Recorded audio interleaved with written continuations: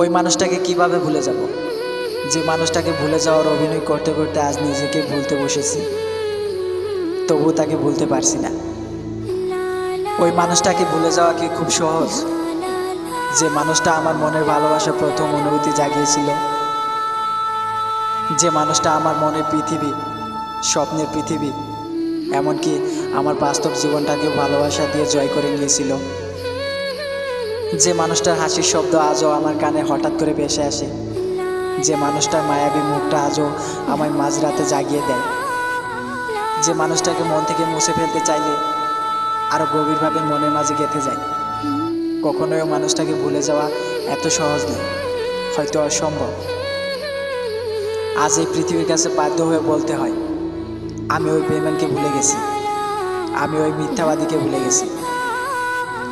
সত্যি বলছি, এগুলো বলতে খুব কষ্ট হয়, তবু বলতে হয়, কারণ আমিও নিজেকে বদলানোর চেষ্টা করেছি। আমিও তার মতো সব কিছু ভুলে নতুন করে বাঁচতে চাইছি। মানুষ যদি জানতে পারতো এটা ভুল কাজ, এই ভুলের কি পরিণাম হতে পারে, তাহলে কি সেই মানুষ ওই ভুল কাজটি করত?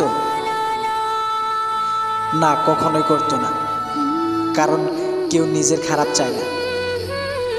এই কথাটাই তো আপন মানুষগুলো বুঝেও বোঝে না। তারা বলে তুমি ভুল করেছো, তুমি শান্তি পাও। কেউ একবারের জন্য বলে না সব কিছু ঠিক হয়ে যাবে। আমরা তো আছি, একটু ধৈর্য ধরো, একটু সহ্য করো। আল্লাহ তো আছে, সব কিছু ঠিক করে দিবে। আমি তো আল্লাহর কাছে অভিযোগ দিতে দিতে ক্লান্ত। জানি না আল্লাহ আর কত পরীক্ষা নেবে। কে জানে, এতগুলো পরীক্ষার ফলাফল হয়তো আত্মহত্যা দিয়ে শেষ হবে। কিন্তু যে মানুষটা জীবিত অবস্থায় জাহান্নামের আগুনে জ্বলছে, সে মানুষটা তো আত্মহত্যা করলেও জাহান্নামের আগুনে পড়বে। তাহলে এই ধরনের মানুষগুলো কি করবে? সমাধান তো একটাই, জীবিত লাশ হয়ে বেঁচে থাকবে। আজ তোমার মুখের ওই হাসিটা বলে দেয় তোমার পেছনে অতীত বলে কিছুই নেই। যদি থেকেও থাকে, তুমি তার পরোয়া করো না।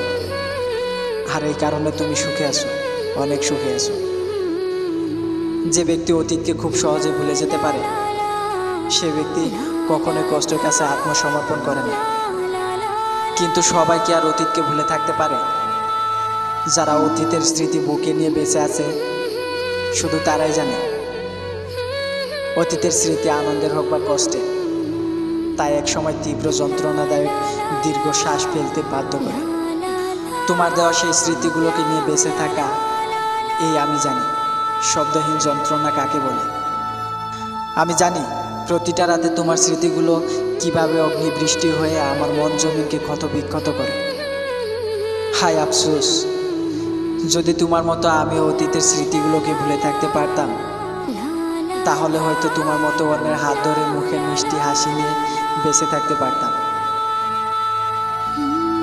কিছু কথা বলার ছিল, যদি কখনো মনে হয় আমার প্রয়োজন ফুরিয়ে গেছে তোমার কাছে, আমাকে জানিয়ে দিও। আমি নীরবে তোমার জীবন থেকে সরে যাব, দ্বিতীয়বার কোনো প্রশ্ন করব না। কেন জানো? কারণ তুমি যখন হাসো, তখন আমার মনটা তার অজান্তে হেসে ফেলে। আর যখন তুমি কষ্ট পাও, তখন আমার চোখ দুটো তার অজান্তে কেঁদে ফেলে। আমায় নিয়ে কখনো চিন্তা করো না, অথবা ভয় পেও না। কখনো তোমার সুখের মাঝে কাটা হয়ে থাকবো না, কখনো তোমার দুশ্চিন্তার কারণ হব না।